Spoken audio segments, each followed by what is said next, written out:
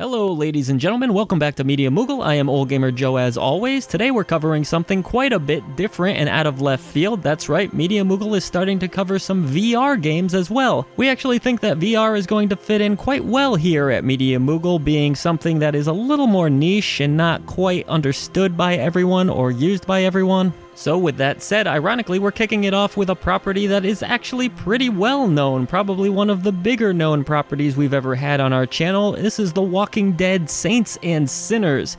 This is a game that came out January 23rd of this year actually on PC, but now it is headed on over to the PlayStation VR, which is where we played it. This game comes from a talented crew over at Skydance Interactive, and it is a first-person adventure with some RPG elements, some crafting, some great combat, and a whole lot of violence.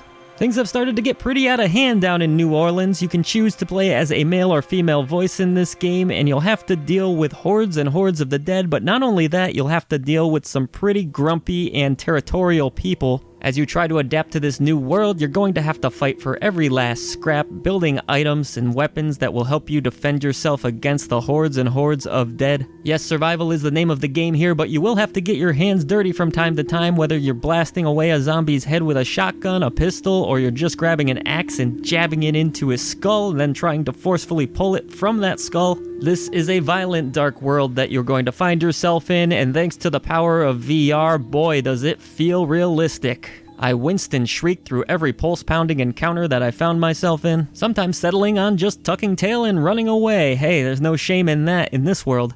So one thing that you should definitely know about this game is that it requires the PlayStation Move controllers. You cannot play it without them. Be aware of that right off the bat. And so being fully controlled by Move controllers, you probably know not to expect your traditional first-person shooter style game or anything like that. No, this is a control scheme that is tailored very much for the VR experience, but it's actually one of the better ones that I've gotten my hands on so far. If this is your first time playing a VR game, well, you're going to look down and see these digital hands that kind of act as yours, and you're probably going to freak out a little bit, but fear not, because that is just the way that VR is, and it's pretty incredible and realistically implemented in this game. You can reach out and grab most items of worth in this title by using the back triggers on the Move controller, and a lot of times you can store them in your backpack just by whipping the Move controller behind you while holding back that trigger and then releasing that trigger to drop it down into the backpack. You can physically reach down and holster a gun to the right side of your leg, or you can also have a giant melee weapon like an axe and pull it behind you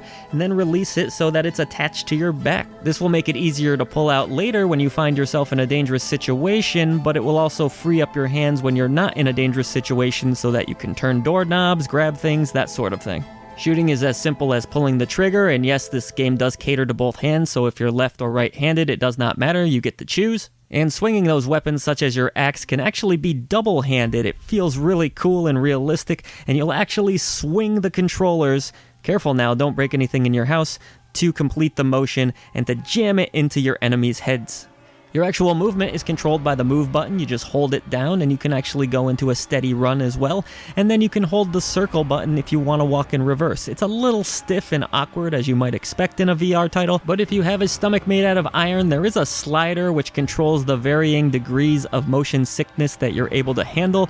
I guess sliding that all the way down to 0 would give you full movement, but I didn't want to take that chance. I left it at 50 and I was moving in 45-degree angles. Obviously not ideal and definitely not what we're used to compared to traditional games, but you will get used to it, and VR veterans already know what to expect.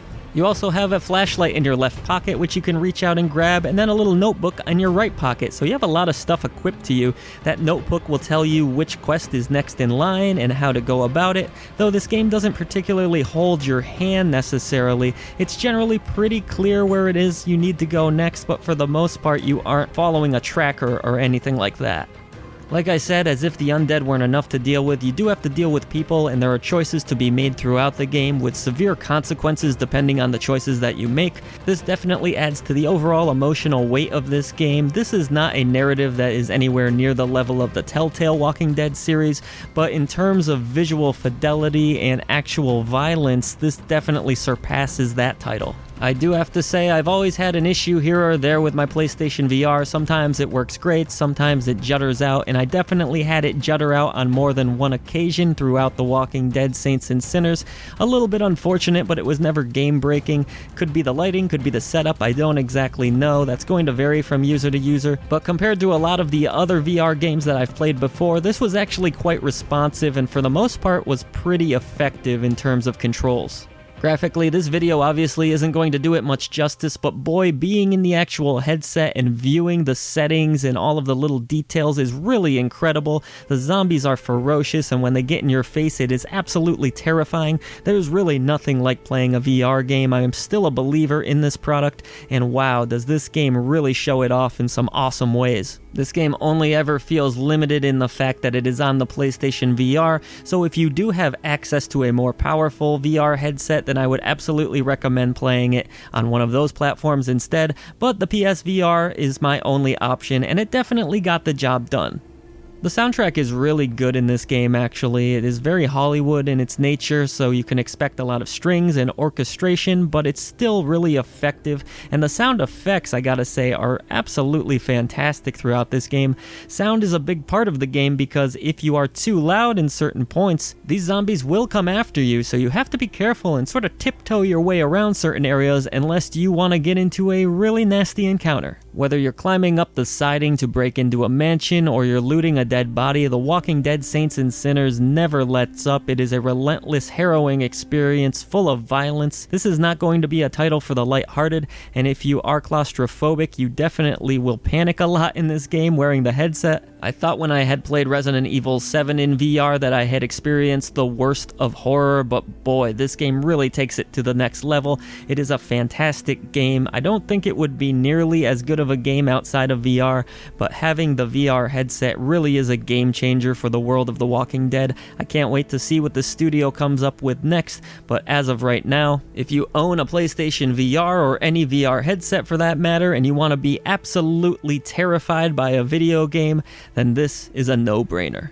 For more on The Walking Dead, Saints and Sinners, and all of our other content, head on over to MediaMoogle.net where we have some great podcasts like I Dream of Indie. And if you have enjoyed our video content today, please do consider hitting the subscribe button below. For those of you who wish to support us further, please consider heading on over to patreon.com/MediaMoogle where we have 3 great tiers to choose from, or feel free to leave a donation in the link below. Thank you so much for your support of Media Moogle.